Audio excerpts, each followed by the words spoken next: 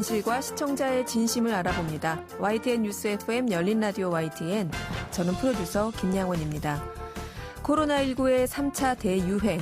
조심스럽지만 정점을 지나서 완만하게 수그러들고 있는 게 아닌가 싶습니다. 그런데 BTJ 열방센터 관련 확진자가 계속 나오는 데다 방문자 진단검사는 아직도 난항을 겪고 있는데요. 참석자 명단을 허위로 작성해서 방역당국에 제출하고 마치 제주도에 간 것처럼 앱에서 QR코드를 인증하라는 지시를 하는 등 조직적으로 참석자들의 위치를 속이다 관련자들이 구속되기도 했죠. 대체 왜 이렇게까지 숨기고 속이는 걸까요? 제2의 신천지라고 보도되고 있는 BTJ 열방센터 팩트체크하는 시간 가져보겠습니다. 1월 16일 토요일 순서 바로 시작하죠.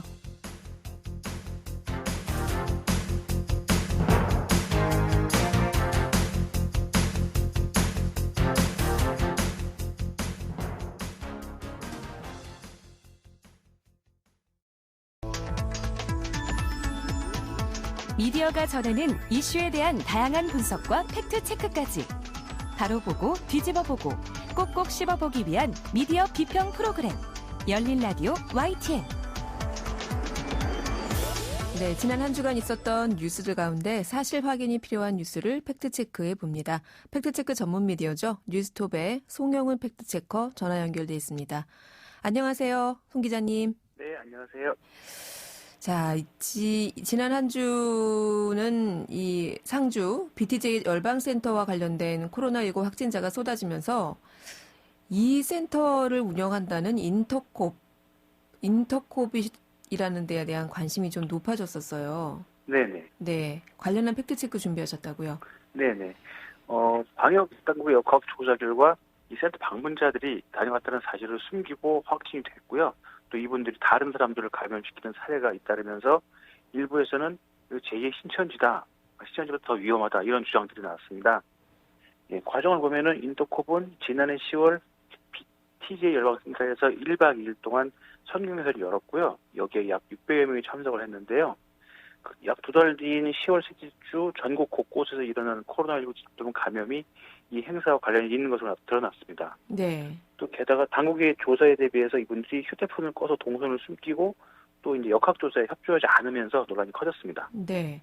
이번 BTJ 열방센터발 대규모 확진 사례를 제2의 신천지다. 네. 제2의 신천지 사태다. 이렇게 보도하는 것은 많이 볼 수가 있는데 네. 이 BTJ 열방센터라는 데를 운영하는 곳이 인터콥이라고 해요. 네. 네. 이 인터콥. 그 신천지와 어떻게 종교적으로도 어떤 비교가 가능한 데인가요? 네, 인터콥과 신천지를 비교하는 배경에는요, 확진자 수, 이단성, 방역 당국의 협조 등이 제시되고 있는데요. 우선 BTJ 열방센터 관련 누적 확진자 수는 지난 금요일 기준으로 729명으로 나타났습니다. 네. 그리고 신천지 경우에는 관련 공식기의 마지막인 4월 29일 기준으로 5,212명이었고요. 사랑제일교회의 경우에는 9월 25일 같은 기준으로 총 1,168명이었습니다. 근데 이제 인터콥 BTJ 열방센터 관련해서는 더 늘어날 수 있는 상황이고요. 네. 이 세 곳은 코로나19 1, 2, 3차 대유행의 중심이자 순서대로 가장 많은 집단 감염 사례로 기록되고 있습니다. 네. 예. 그리고 이단성 여부를 두고는 좀 의견이 갈리는데요. 네. 우선 신천지는 기존 개신교계에서 공식적으로 이단으로 지정하고 있고요. 이에 비해서 인터콥은 기존 교단에서 이단성에 대한 지적이 수차례 있었지만 아직 공식적으로 이단으로 지정하지 않았습니다. 예, 개신교계 주요 교단은 사안이나 단체에 따라서 이단, 지정 외에 교류 금지, 참여 금지, 예의 주시, 불매운동, 신학적 비판 가치 없음, 이단성 있음 이런 다양한 제재를 내리고 있는데요. 이걸 정리하면은 인터콥은 정식 교단도 아니지만 이단도 아닌 상황인 겁니다. 그렇군요. 예, 인터콥 홈페이지에 보면은 미 전도 종족 개척 선교를 목적으로 1983년 설립된 초교파적 해외 설교 기관이라고 이렇게 자신들을 소개하고 있습니다. 현재 서울본부를 중심으로 전국에 67개 지부와 시설이 있고요. 이슬람, 불교, 힌두교 등 다른 종교를 주로 믿는 지역에 개척 선교를 하고 있습니다. 현재까지 약 1,200여 명의 전문 선교사를 파견했다고 주장하고 있습니다. 네, 아직 기독교계에서 이단으로 지정된 곳은 아니고 네. 이 인터콥이 주로 그 선교를 주선하는 선교를 하는 단체라고 하던데요. 네. 네. 예, 그런데 이게 좀 이 선교 방식이 좀 기존 교도관과는 좀 다른 면들이 많이 있는데요. 네. 대표적인 게 땅밟기라는 게 있는데 불교 사원에 들어가서 찬송가를 부르고 이른바 땅밟기를 하는 걸 선교라고 주장하고 있고요. 뭐 이런 일이 있었고 지난 2007년에 아프가니스탄에 선교하러 갔다가 이 당시 탈레반의 납치자 2명이 숨진 이른바 샘물교회 사건의 가해도 인도급 수석이었다고 드러났습니다. 당시 샘물교회의 아프가니스탄 선교를 주선했다고 하고요. 또 지난 13일에는 집단 감염이 이렇게 이어지고 있는데 소속교회들이 또 선교를 위해서 요르단으로 출국한다는 보도가 나오게 됐습니다. 네. 예, 그리고 이제 근본적인 교리를 추종하고 좀 공격적인 선교 활동을 하는 등 이 활동방식이 좀 폐쇄적이고 배타적이라서요. 일부에서는 시청자보다 더 위험하다는 주장도 나왔습니다. 그리고 이 대표를 하시는 분이 최바울 선교사라는 분인데 이분이 인터콥 설립자이고 현재 인터콥을 이끌고 있는데요. 네. 이분의 발언이 좀 논란이 좀 많았는데 뭐 지난해 7월에는 백신을 맞으면 노예가 된다. 이 코로나19 사태는 계획된 프로젝트이고 이 백신으로 DNA 구조를 바꿔서 인류를 통제해야 된다 그렇게 하고 있다. 뭐 코로나 발생과 확산은 빌 게이츠가 주도했다. 이런 주장을 한 것으로 알려졌습니다. 네. 그리고 이분의 저서가 하나 있는데요. 이 하나님의 나라라는 책이 2007년에 나온 게 있는데 여기 보면은 적그리스도의 세계라는 부제가 붙은 이 책에 프리메이슨, 일루미나티 같은 좀 음모론적인 내용들이 주요 목차에서 좀 언급되고 있습니다. 그렇군요. 네. 이런 굉장히 네네. 극단적인 네, 극단적인 이런 선교 방식이나 아니면 설립자라고 알려진 이 최바울 선교사의 네. 어떤 이런 발언들 이런 것들에 대해서 기성 기독교계에서는 어떻게 보고 있어요? 네, 앞서 말씀드린 대로 좀 과도한 그렇게 볼 수 있겠는데 그런 성향 때문에 주류 개신교단들은 이 인도급에 대해서 참여 자제, 교류 금지 이런 조치를 상태입니다. 네. 그래서 인도급에 참여하는 이들은 평소 자신이 다니는 교회에 이 인도급 행사 참석을 좀 숨기고 있는 것으로 알려졌습니다. 실제로 개신교 주요 종단이 예장 합동은 2013년에 인터컵과의 관계를 단절하게 결의한 바 있고요. 네. 그 근거로는 최바울 대표의 신학사상이 이단으로 빠질 수 있는 위험 요소를 갖고 있다 이렇게 판단을 했습니다. 그리고 국내 최대 개신교연합기구가 한교총인데요. 이곳도 지난 13일 인터컵 선교회를 불원전 단체로 규정하고 한국 교회와 교인은 인터컵 참여를 제한하고 금지한다 이런 성명을 발표했습니다. 네. 그 배경에는 주요 교단이 결의를 통해 도순적 이념과 폐쇄적 활동에 대해 지적을 했고 이 대표인 최바울 선교사도 개선을 약속했지만 아직 개선되고 있지 않다 이렇게 지적했습니다. 네, 또 다른 교단이 예장통합 이단대책위원회도 지난해 7월 인터컵 제재를 계속 유지하기로 했고요. 이처럼 기존 개신교 주요 교단 대부분이 인터컵 거리를 두고 있습니다. 그렇군요. 한 곳이 좀 아닌 곳이 있는데요. 네. 전광훈 목사가 이끄는 한기총과는 인터콥이 우호적인 관계가 나타났습니다. 네. 인터콥은 지난 2012년에 한기총 회원으로 가입이 돼 있고요. 이 최바울 선교사는 2018년 4월에 한기총 공동회장에 선임된 바가 있습니다. 최바울 선교사가 한기총의 공동 회장을 네. 역임한 적도 있군요. 네네. 자, 정리하자면 이 인터콥 BTJ 열방센터 관련 확진자 수 이게 신천지나 사랑제일교회에 이어서 지금까지 누적 기록으로는 세 번째로 대규모 확진 사례로 기록 중이고 이 인터콥이 표방하는 교리나 음모론 때문에 기존 교단에서는 교류하지 말자, 거리를 두자 이러고 있는 상황이고요. 그렇다면은 인터콥이 제2의 신천지다 이런 주장은 대체로 사실로 봐야 되겠습니까? 네, 보시는 관점에 따라서 어떤 분들은 절반의 사실 정도 아니냐 할 수 있는데요. 네. 저희는 이런 사실 종합해서 대체로 사실로 판정했습니다. 그렇군요. 네. 알겠습니다. 자, 다음 팩트 체크해 볼 내용. 이것도 뜨거운 논란이 있었는데요. 월성원전에서 누출된 것으로 알려지면서 논란이 되고 있는 삼중수소에 대한 얘기네요. 네, 그 한 경제매체가 지난 13일에 보도한 내용인데요. 제목이 민주당 삼중수소 자연계에 없는 인공 방사능 물질 거짓말 이런 제목으로 기사가 나왔고요. 내용은 그 더불어민주당이 13일 국회에서 월성 원전 방사성 물질 누출 관련해서 진행한 기자회견 내용을 팩트체크했다 이런 기사입니다. 네. 해당 매체 기사 내용은 민주당의 기자회견에서 인접 지역 주민들의 몸속에서 삼중수소가 검출되고 있습니다. 삼중수소는 자연계에 존재하지 않는 인공 방사성 물질입니다라고 주장했는데 이게 사실이 아니다 이런 보도를 했습니다. 네. 이러면서 삼중수소가 자연계에 존재한다는 사실을 밝혔고요. 또 인체 영향이 크지 않다 이렇게 보도했습니다. 이 매체 외에도 이 비슷한 정을 보도한 매체는 더 있는데요. 또 다른 경제 매체는 삼중수소가 자연계에 존재하네, 과학 교과서나 보고 와라, 이런 좀 자극적인 제목으로 보도하기도 했습니다. 네, 삼중수소. 자연계에 존재하지 않는 인공 방사성 물질. 이렇게 민주당이 주장을 했는데 지금 몇몇 언론에서 네. 아니다, 이거 자연계에 존재한다. 네, 네. 확인이나 해봐라. 이렇게 반론을 한 거예요. 네, 맞습니다. 네. 네. 저희도 확인해보면 우선 삼중수소는 수의 한 종류인데요. 우주선에 의해서 핵반응으로 되게 상층부에서 만들어지기도 하고요. 자연적으로요. 또 원전에서 핵분열에 의해 만들어지기도 합니다. 보통은 핵분열 과정에서 많이 발생하지만 이 자연계에서도 미량 존재하는 것이 사실입니다. 그러면은 삼중수소가 자연계에 존재한다고 밝힌 해당 매체들의 보도는 일단 맞고, 네. 네, 미량이지만 존재하니까. 네. 그럼 민주당이 밝혔다는 기자회견 내용은 틀린 건가요? 네, 이 삼중수소에 대한 내용은 언론들의 보도가 맞습니다. 그런데 문제는 민주당이 기자회견에서 그런 말을 하지 않았습니다. 네. 기자회견 전체를 녹화한 영상이 1시간 좀 넘는데요. 그 네. 동영상을 쭉 봐도 민주당 그 담당자나 말씀하신 분들 그런 말을 한 건 없습니다. 다만 삼중수소는 핵분열 시 생성되는 인공 방사성 물질이라는 발언은 들어가 있습니다. 아니, 그러면 하지도 않은 발언을 언론에서 팩트체크를 한 거예요? 네, 결론적으로 말씀드리면 이게 그런 셈이 됐는데요. 네. 보통 기자회견 전에 이제 사전 보고를 배포하는데요. 이날은 사전에 배포한 자료에 있는 내용이 실제 기자회견에서 빠진 겁니다. 그래서 그게 좀 이상해서 저희가 민주당 그날 기자회견을 주도한 민주당 양의원 의원실에 전화를 했는데요. 네. 당시 회계 기자회견이 열린 날 기자들에게 기자회견을 회견문을 포함한 보도자료가 2차례 발송됐습니다. 첫 번째는 기자회견 전에 사전 배포 자료도 나갔는데 그 초안에는 그런 문구가 있었고요. 네. 근데 이제 그쪽 의원실에서 확인 결과가 좀 문제가 있다 싶어서, 그러니까 사실이 아닐 수 있어서 그 내용을 빼고 기자회견을 했고, 다음에 기자회견이 끝난 다음에 다시 자료를 배포한 거죠. 새로운 자료를. 그러면서 이제 새로운 자료가 나왔으니까 이거 수정됐다고 했어야 되는데, 그걸 보도한 기자들이 그 부분을 못 받거나 놓친 거죠. 그러면은 실제 기자회견에서는 하지도 않은 발언을 팩트체크한 셈이 됐네요. 네네. 그럼 처음 기사를 쓰신 기자가 기자회견에 참석하지 않았거나 나중에 나온 보도자료를 확인 안 한 것으로 보입니다. 네. 이렇게 기자회견 내용이 달라진 거에 대해서 확인을 했는데 의원실에요. 일단 거기서 실무진 착오가 있어서 바로 잡았다.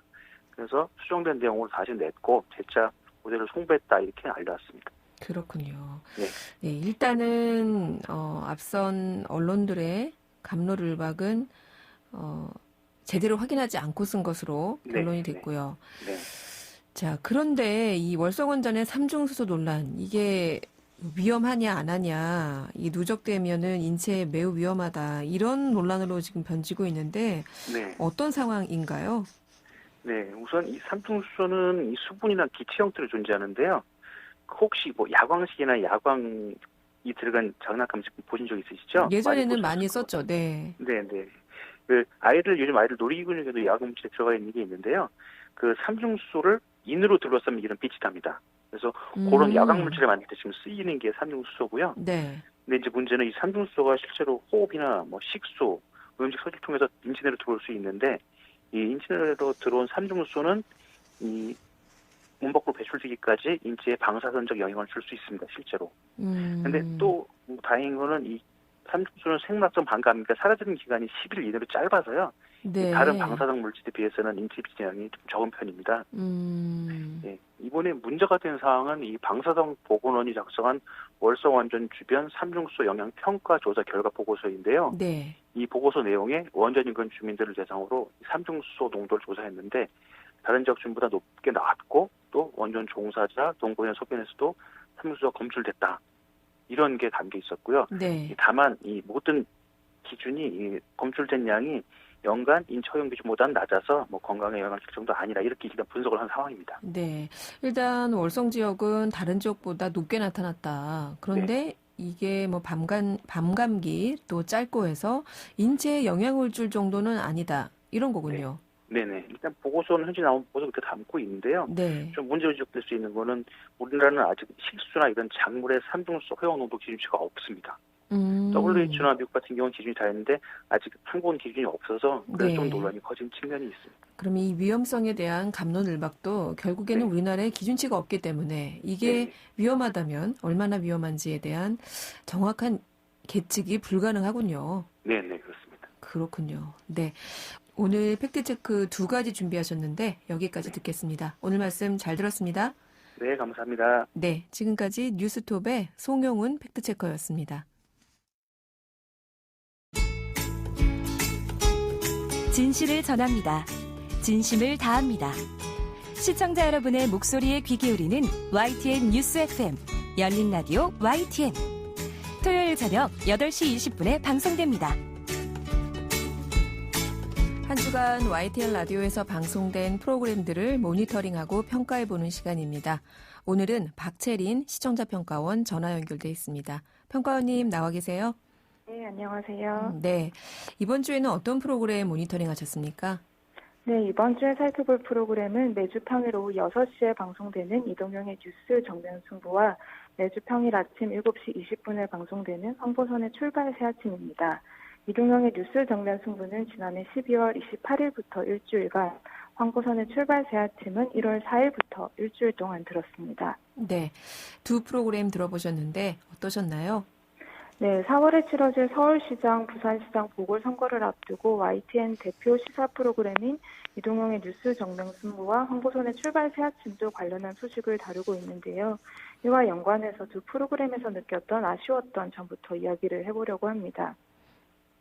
먼저 지난 12월 30일 이동영의 뉴스 정면 승부에서는 서울시장 출마를 선언한 금태섭 전 의원을 인터뷰했는데요. 네. 인터뷰 당일에 초대 공수처장 후보자가 지명이 됐고 법무부 장관도 내정됐기 때문에 이와 관련한 질문을 중심으로 질의가 이루어졌습니다.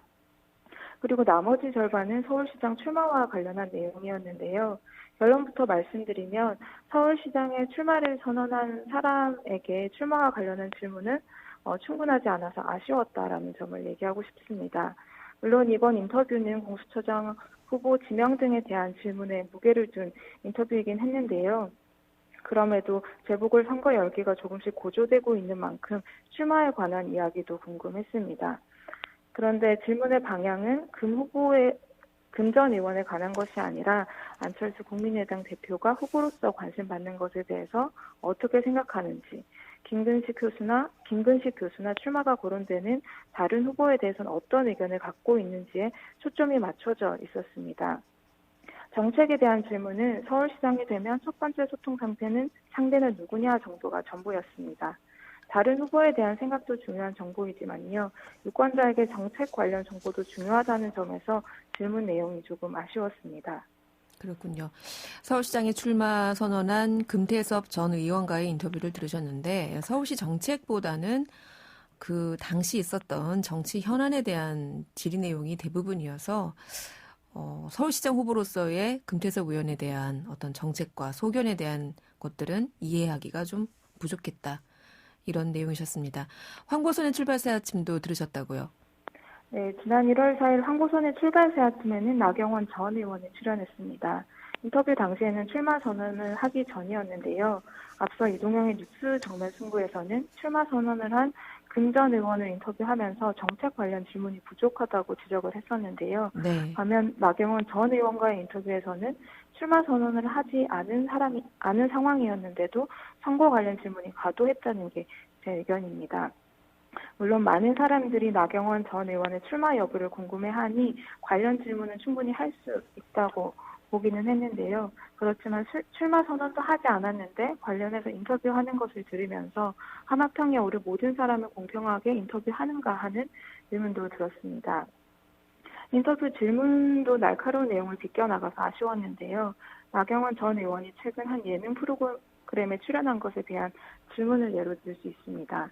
그 예능 프로그램의 바로 다음 회차에도 서울시장 후보로 거론되고 있는 박영선 중소기업 벤처부 장관이 출연을 예고한 상태라서 서울시장 출마와 무관해 보이지 않았는데요. 그래서 이에 대한 논란이 있을 것 같아서 인터뷰에서도 관련한 질문이 있지 않을까 생각을 했습니다. 하지만 이와 관련한 진행자의 질문은 화제가 됐는데 주변 반응은 어땠냐 정도에 불과했습니다. 네. 서울시장 후보 물망에 오르고 있는데 출마를 앞두고 출연한 게 아니었는가 정도의 질문을 했더라면 청취자가 궁금해할 논란을 짚어낼 수 있을 것이라 생각을 했습니다. 글쎄요. 그 예능 프로그램 출연을 놓고서 대부분의 시청자들이 아마 곧 출마 선언을 한 모양이다. 이런 전망을 했었고 실제로 얼마 지나지 않아 그렇게 됐는데요. 그런 관련한 질문들이 좀 있었더라면 더 좋았겠다. 이런 말씀이셨습니다. 네, 그렇습니다. 네. 또 다른 모니터링 내용 있을까요? 네. 황보선의 출발 제안팀을 들으면서도 느낀 아쉬운 점이 있는데요. 생후 16개월 여아가 양부모 학대로 숨진 양천 아동 학대 사건, 정인이 사건으로 불리는데요. 이와 관련해서 아동학대 방지법을 발의한 국민의힘 황보승 의원과 1월 6일에 인터뷰를 진행했습니다.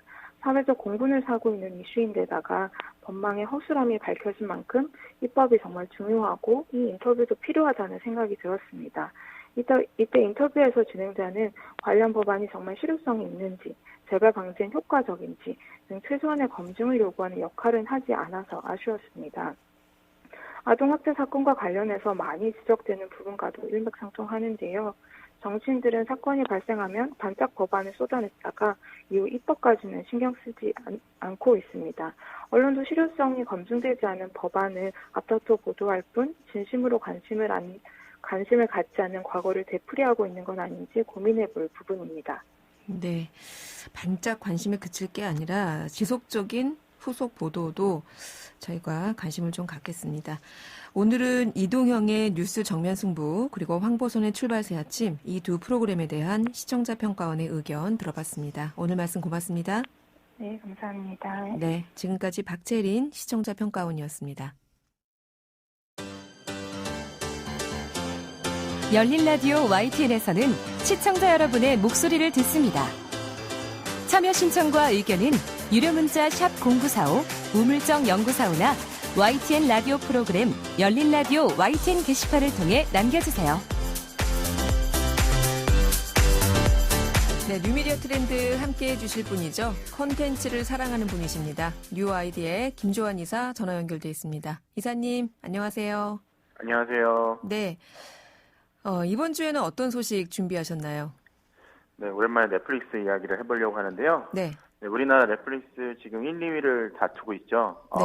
스위트 홈에 대해서 말해보고자 합니다. 스위트 홈. 네. 저도 재밌게 봤습니다.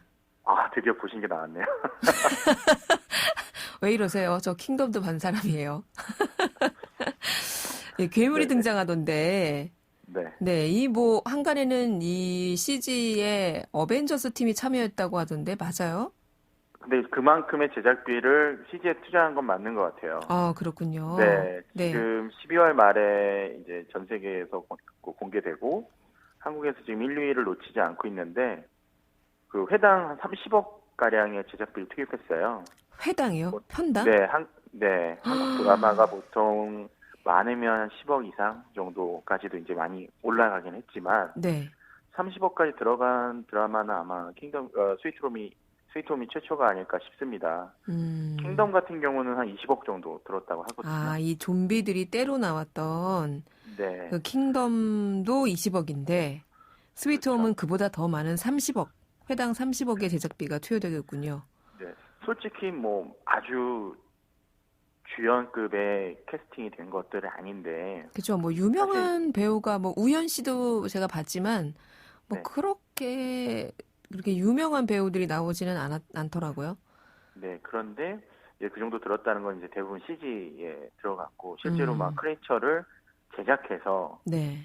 이제 이렇게 말 그대로 특수 효과만 쓰는 게 아니라 예전 헐리우드 VFX 팀이 하는 것처럼 실제로 이제 괴물을 만들고 그거에다 이제 특수 효과를 덮고 하는 형태로 진행을 했어요. 그래서 네. 뭐 빨대 괴물이라든가 흡혈 괴물, 식탄 괴물 같은 뛰어난 어떻게 보면 상상력을 바탕으로 해서 오싹한 괴물들이 진짜 존재하는 것처럼 등장하는데 사실 제 기대에는 좀 못 미치는 특수 효과가 있긴 하지만 네. 그래도 한국 드라마에서는 이 정도는 정말 기념비적이다라고 볼 수 있을 것 같습니다. 네.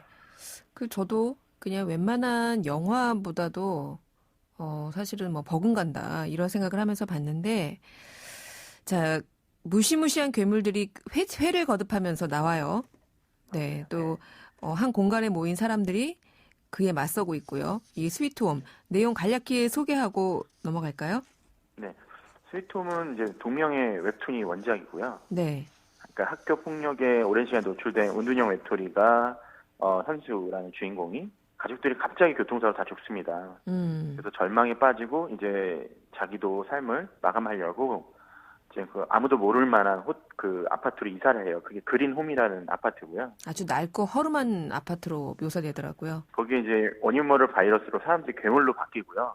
주민들이 이제 자체적으로 이제 고립이 돼요, 일부러. 네. 그러면서 이제 생명을 지키려는 내용이고, 그리고 그 속에서 이제 사람을 기피한 현수가 처음에 이제 괴물이 되거든요. 네, 현수도 괴물이 되죠. 네, 근데 그 이웃을 지키려는 어떤 마음으로 이제 욕망 때문에 괴물이 되는데, 사람 살려내는 그것을 어떻게 보면 강하게 하다 보니까 괴물이 아니고 어떻게 보면 히어로가 된다고 보시면 될 것 같습니다. 글쎄요, 뭐 착한 괴물이랄까? 네. 보통의 괴물들이 사람들을 해치는데 현수는 사람들을 오히려 지켜내려 하고 본인이 괴물로 변하는 순간에도 욕망을 억누르려 하는 그런 것들이 보이던데 이 스위트홈이 사람들의 이목을 끈 이유, 이렇게 인기가 있는 이유 뭔가 더 있을 것 같아요. 사실 뭐 누구라도 괴물이 될 수 있는 상황에서 이제 그게 같은 공간 속에서 이웃들이 언제 괴물이 될지 모른다는 점. 그러니까 사실 이제 예측이 불가한 스토리가 좀 이 드라마를 사람들한테 몰입이 가능하게 하지 않았나.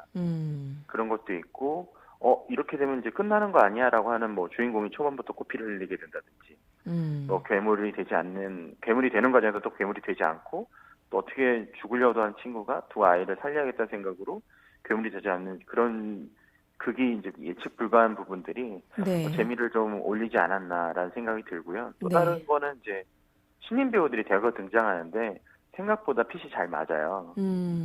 그리고 이제 뭐 너무나 잘 아시겠지만 미스터 선샤인이나 아니면 태양의 후예를 감독했던 이은복 감독이 이제 직접 또 감독을 한 작품이기도 하고요. 네. 그래서 영상미가 뛰어나고 그리고 뭐 일본군 간부로 나왔던 미스터 선샤인에서 일본군 간부로 나왔던 김남희 씨가 기독교 신자의 뭐 장검을 들고 나무 위에 뭐 자신을 희생하는 장면이라든가 이런 게 좀 예측하지 못할 만한 어떤 신선함이라는 것들이 많이 자극을 줬던 것 같습니다. 그래요. 이게 작년 12월 지난달에 공개가 됐는데 뭐 곧바로 우리나라에서의 인기 순위 1위 영상에 일단 올랐고요. 근데 우리나라뿐만 아니라 지금 뭐 다른 나라에서도 인기라면서요. 네.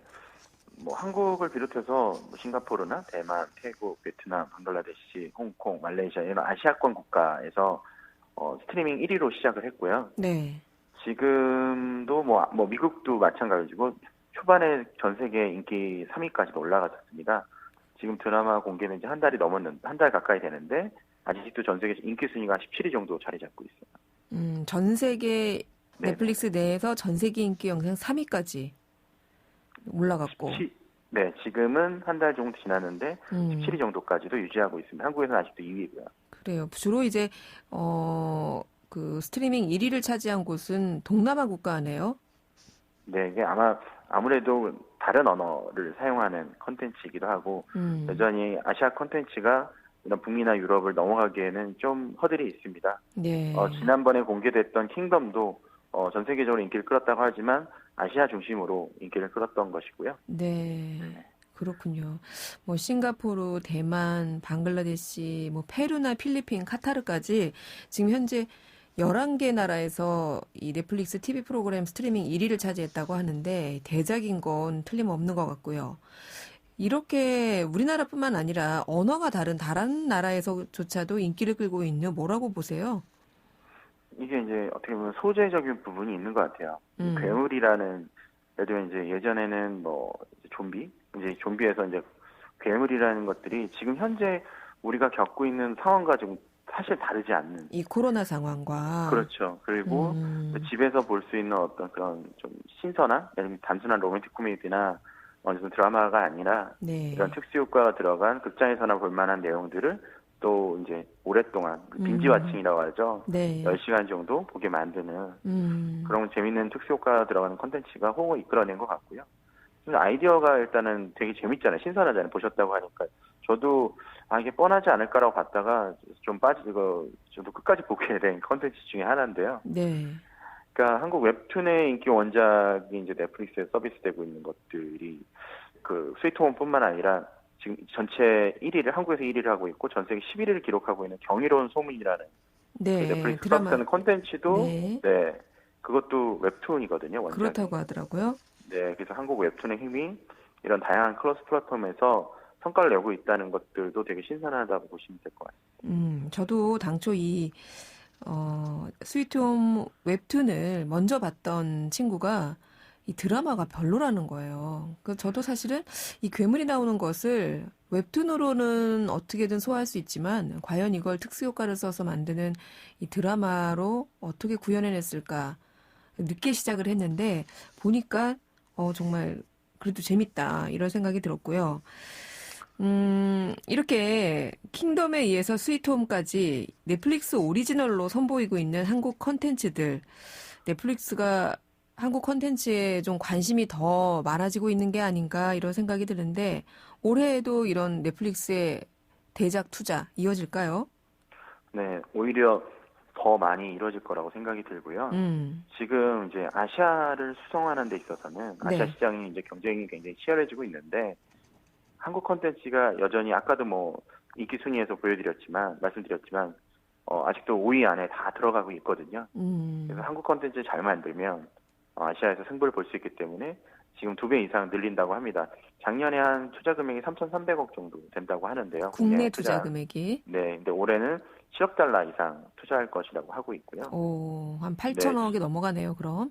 네네, 그 정도 될 거라고 생각이 들고. 네. 그래서 이미 전 세계 인기 상위 100위권에 한국 드라마가 9편 정도 들어가 있기 때문에 네. 이런 부분에 투자를 안 한다는 게 오히려 이상할 정도가 아닌가 생각이 듭니다. 그렇군요. 올해도 여러분 스위트홈에 이어서 넷플릭스 오리지널로 선보이는 한국 컨텐츠들 한번 기대해 보실 만할 것 같고요. 자, 이제 마지막으로 2주의 화제 영상 소개해 주셔야 될 것 같아요. 네. 이거는 사실 국경에 상관없이 많이 보신 영상일 것 같아요. 랜선 이모 삼촌을 끌어들이고 있는 귀여운 3살 아이, 그 노노카의 영상이 굉장히 화제예요. 네. 아마 보셨을 것 같은데 저도 봤거든요. 저도 네. 우연찮게 봤다가 시즌가 싶을 정도로 너무 귀여워서 일본 동요대회에서 은상을 수상한 이제 3살 아이라는 영상인데요. 네. 고양이 신발이라는 노래에 맞춰 리듬을 타고 고양이 소리를 따라하는데 모르겠다는 곡 가사에 따라 손바닥을 파닥파닥 휘두르는 제스처를 취하는 게 너무 귀여워요. 네. 노노카짱이라고 부르던데요. 네네네. 노노카짱을 보면서 얘는 근데 말은 할 수 있나? 이렇게 생각될 정도로 너무 작아요, 아기가. 맞아요. 2살이라고도 하고 우리나라 나이로 치면 3살이라고도 하는데 너무 어린애가 얘 말은 할 수 있어? 이런 애가 노래를 하고 있더라고요. 근데 너무 귀엽더라고요, 네. 정말. 네. 네. 벌써 540만 조회수가 넘고요. 와. 네, 그리고 이제 반응들 보면 네. 피아노 다리가 노노카만하다, 84cm가 너무 귀엽다. 그 부모님이 키 사이즈를 공개했다면서요. 하도 키 가지고 얘기가 많으니까. 그러니까 네. 적지 않다, 이런 거죠. 그리고 인생의 4분의 1을 이 노래를 연습하면서 살았다, 이 눈물나기 귀엽다, 이런 거. 그래서 벌써 1인 1강에서 1인 1 노노카 한다는 댓글까지도 나오고 있다고 합니다. 비의 1일 1강을 하시던 분들이 이제 노노카짱한테 몰려가셨군요. 그리고 부모님들도 그 한국 반응을 알고 계세요. 그래서 너무 놀랍다고 고맙다는 인사까지도 따로 전했더라고요. 자, 그 김주환 이사님이나 저나 부모 아닙니까? 아빠하고 엄마기 때문에 아기를 보면 너무 귀여워요. 너무 예쁘고 우리 아이의 어릴 때가 막 떠오르잖아요. 네. 그런데 결혼도 안 한 이런 삼촌 이모들은 대체 왜 이 노노카에 이렇게 빠져가지고 540만 회가 넘는 이런 어마어마한 조회수를 기록한 건지. 네. 요즘 작년부터 재작년부터죠. 한일 관계가 참 꽁꽁 얼어붙었다고 하는데 이 노노카가 어떻게 친선대사로 해가지고 한일 관계에 어떤 해빙의 무드를 가져올 수 있을지 기대도 되고요. 네, 얼어붙은 정치인들, 외교 당국자들, 노노카짱 영상 한번 보시면서 한번 웃으시고, 네, 새해에는 한일 관계에도 볕이 좀 들었으면 좋겠습니다. 네, 이렇게 2주의 화제 영상까지 저희 말씀 잘 들었습니다. 고맙습니다. 네, 감사합니다. 네, 지금까지 뉴아이디의 김조한 이사였습니다.